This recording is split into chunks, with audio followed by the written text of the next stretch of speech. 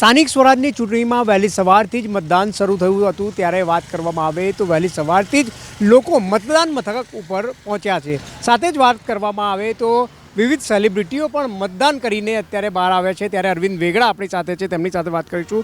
અરવિંદભાઈ, શું કહેશો? મતદાન કર્યું છે અને શું એક સંદેશો આપશો? લોકશાહીનું આ પર્વ છે, એમાં દરેકને પોતાનો હક અને ફરજો હોય છે। આ આપણી ફરજ છે। આપણે જે હક મળતો હોય છે સંવિધાનમાં, આપણને જે દેશ તરફથી જે હક મળતા હોય છે એની આજે ફરજ અદા કરવાનો દિવસ છે।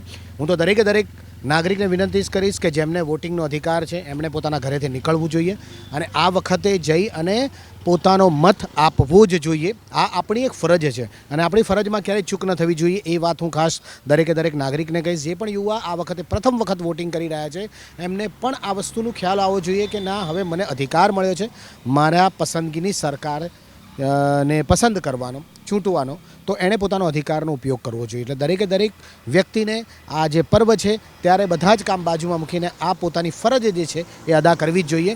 અને હું તો મારા ગીતના દ્વારા કહીશ કે વોટ વોટ વોટ सोच समझ के करना वोट, वोट वोट वोट सोच समझ के करना वोट, तेरे एक वोट से मिलेगा देश को सपोर्ट, वोट वोट वोट सोच समझ के करना वोट।